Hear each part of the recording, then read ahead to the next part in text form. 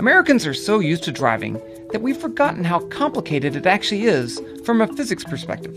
This becomes even more interesting now that the electric car revolution is here.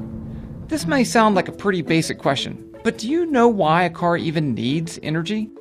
Let's start by considering a car traveling on the highway. There are essentially four forces acting on it. Gravity is pulling the car down, but the ground prevents it from falling by pushing up with a force to counter the gravitational pull. As they spin, the car's tires create friction, and the force from that friction pushes the car forward. And when the car pushes through the air in front of it, we get drag pushing back. It's because of this air drag, among other things, that it requires energy to drive a car. If there weren't any energy losses, once you got the car moving, it wouldn't require any energy to drive. Just like a certain electric car that's currently floating in outer space. So where does this energy come from? Either gasoline, which is the old way, or a battery, which is the new way. So which way is more efficient? Burning a gallon of gasoline gets you 32 megajoules of energy in a typical compact car. That's enough to take you 30 to 40 miles. A lithium-ion battery the same size would only provide about 3 megajoules of energy.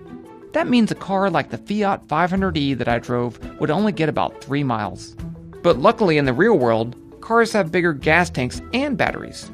Automakers have another trick to help electric cars use that energy more efficiently.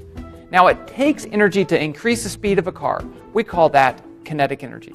But with electric cars, some of the energy from this motion can be put back into the battery. We call this regenerative braking. Let me show you how this works. Here I have a hand crank generator. I can hook this up to a light bulb, just like this. Now, when I turn the crank, it's going to generate electricity and light the bulb. But if you look inside, you see something that looks kind of like an electric motor. Well, what happens if I connect this to a battery?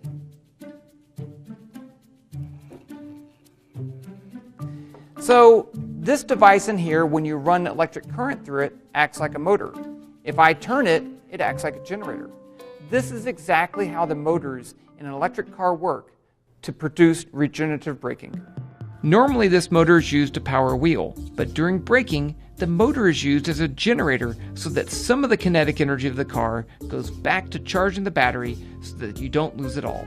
Though you will lose some because it's not 100% efficient. You always lose some energy when you transfer from one type to another, mostly in the form of heat. That saved energy is not only good for the environment, it's also good for having a hell of a lot of fun.